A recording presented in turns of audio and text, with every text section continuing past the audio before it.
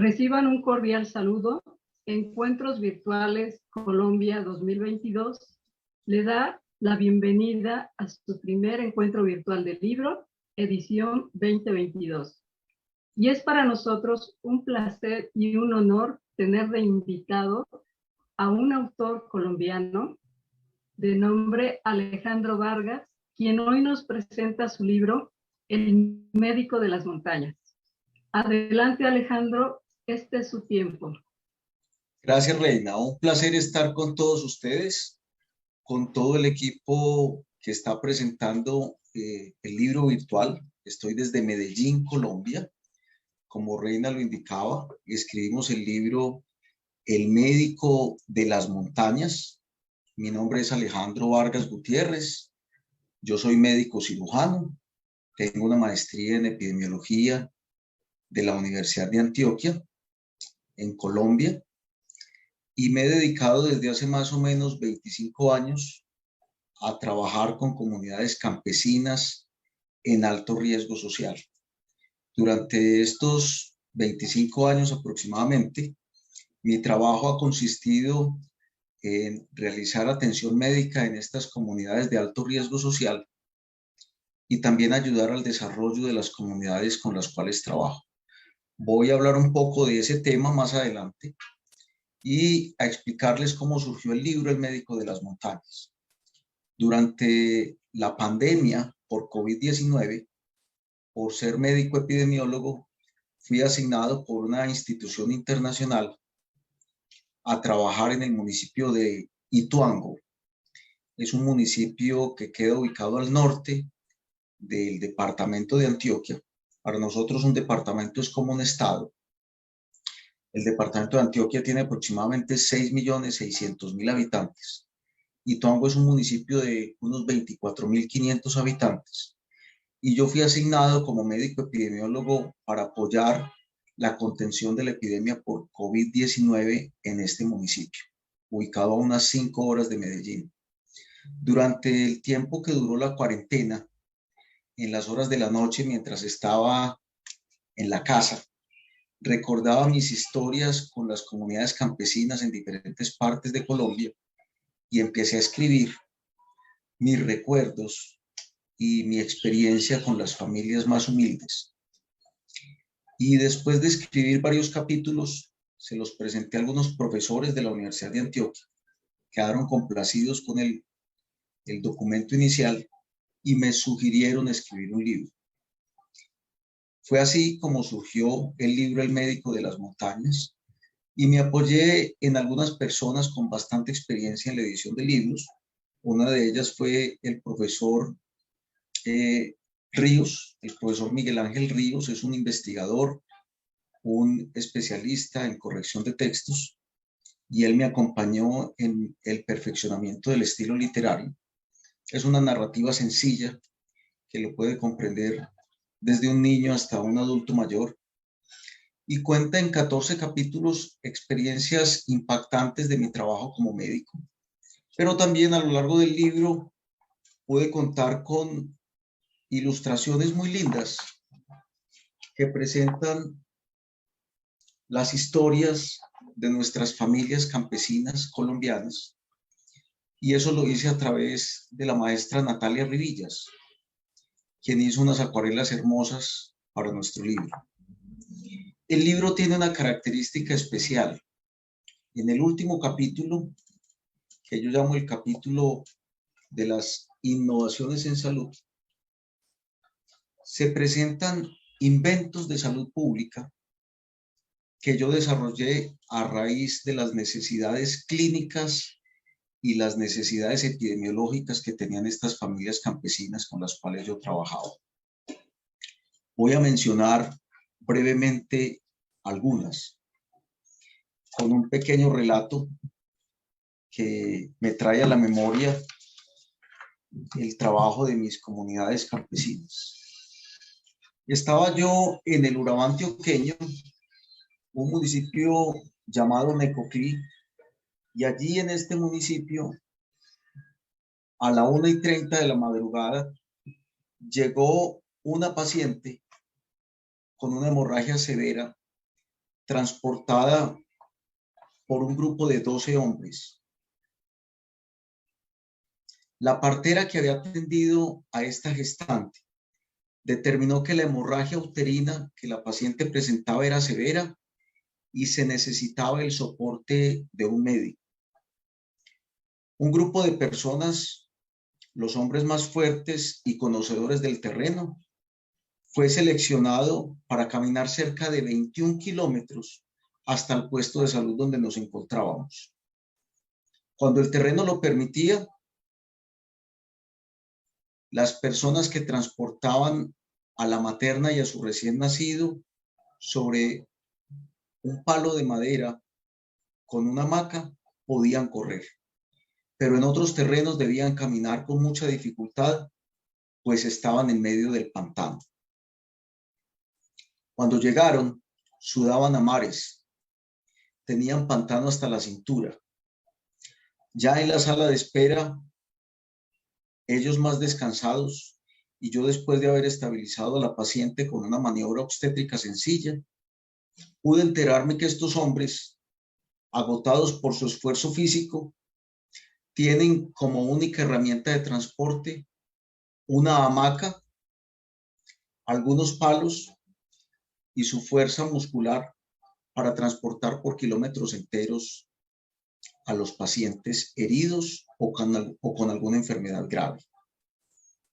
A la mañana siguiente, la materna y su bebé fueron dados de alta en buenas condiciones clínicas y todos los camilleros regresaron a su vereda sanos y salvos.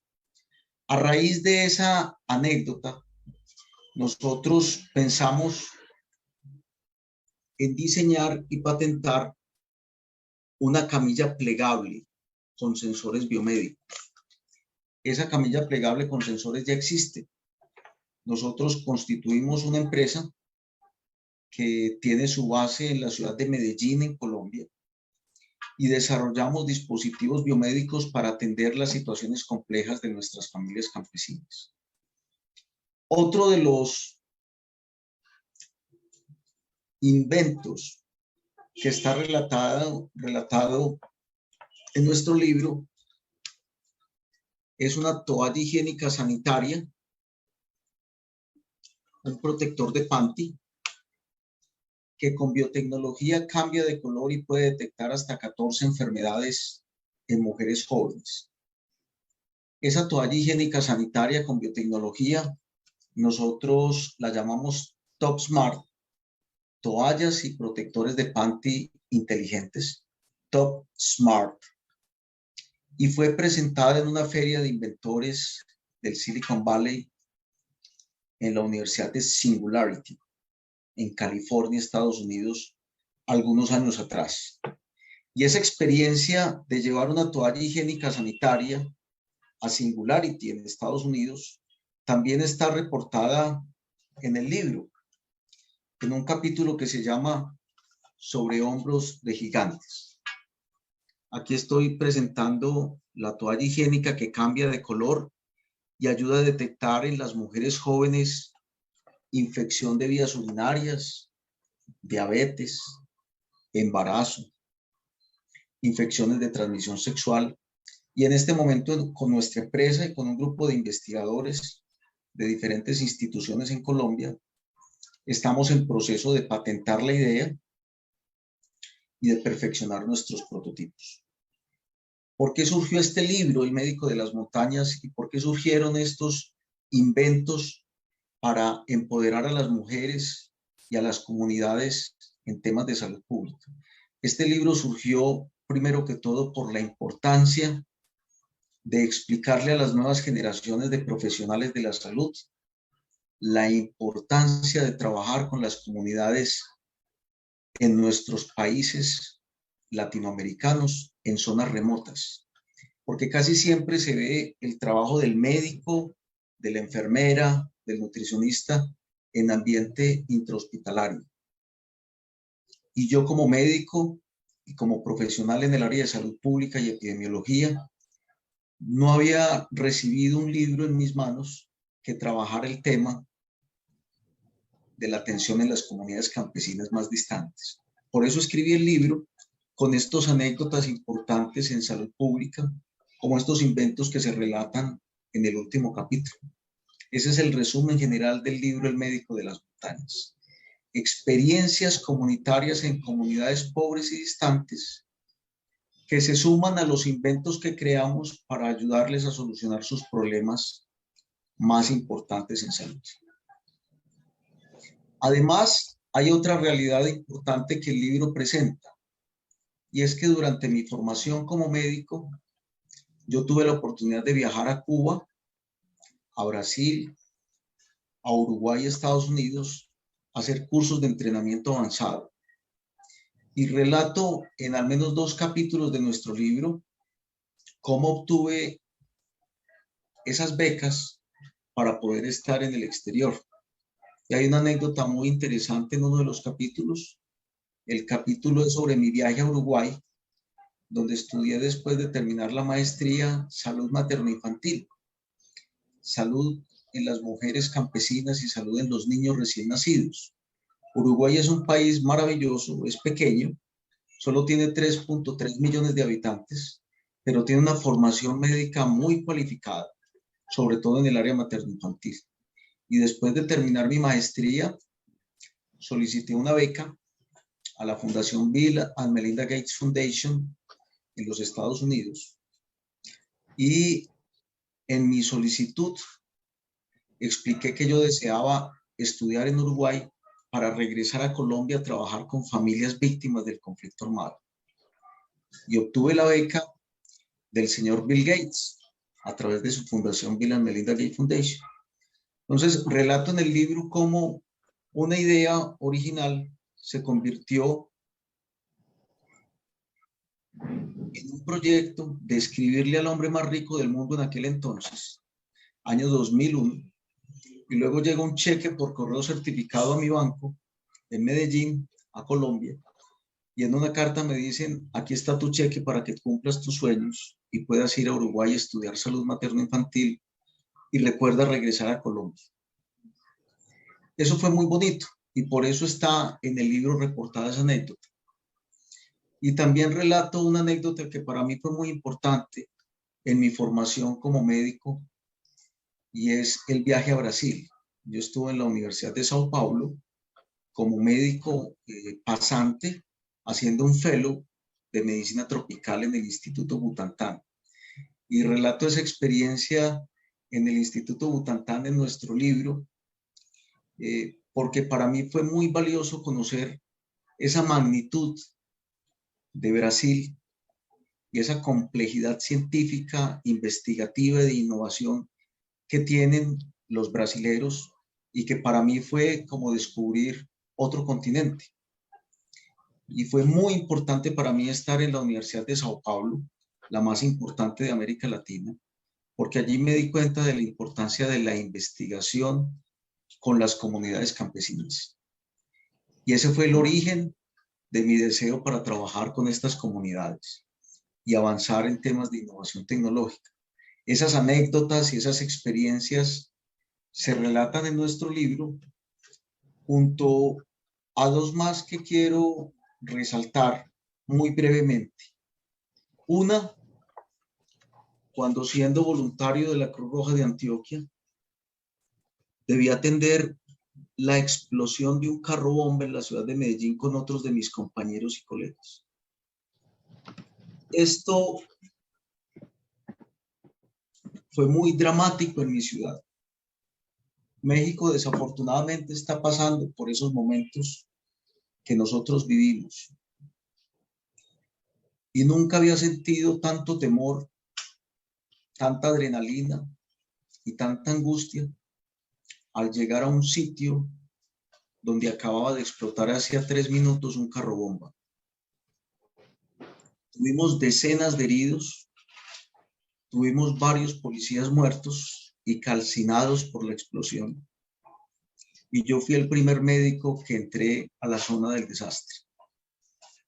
Y para mí fue impactante ese momento de estar con personas que me describían el horror y la tragedia de un carro bomba a unos cuantos metros de su vivienda. Nosotros vivimos en Medellín una época de muchísima violencia, de temor y de angustia. Ya pasamos por ese momento, pero era mi obligación ética como escritor y como profesional de la salud explicarle a las nuevas generaciones lo que vivimos en la década del 90, donde a veces salíamos por la mañana a trabajar en un turno, en una guardia de urgencias de 24 horas, y no sabíamos si en el transcurso de esas 24 horas podían colocar una bomba incluso cerca a nuestra institución hospitalaria donde estábamos trabajando, porque se afectó muchísimo la seguridad de los médicos, las enfermeras y los demás profesionales de la salud durante esa época. Y muchos profesionales brillantes y talentosos de mi país, de Colombia, tuvieron que salir amenazados y aislarse en otros países mientras se calmaba el fenómeno de la violencia. A mí me ofrecieron muchas oportunidades para viajar al exterior, de quedarme por fuera. Y yo decidí seguir trabajando en las comunidades campesinas, con muchos riesgos, se los confieso. Eso está reportado en uno de nuestros capítulos. Y en otro capítulo hay otra anécdota muy importante y que yo valoro muchísimo, y es que Colombia hace unos 6 años inició un proceso de paz con una de las guerrillas más antiguas del planeta, la guerrilla de las FARC-EP. Y durante ese proceso de paz se generó un proceso llamado reincorporación de los exguerrilleros a la vida civil. Y siendo yo médico epidemiólogo del departamento de Antioquia, fui invitado a apoyar la atención médica de los excombatientes de las FARC en algunas zonas específicas del departamento donde ellos ya estaban en un proceso de reincorporación.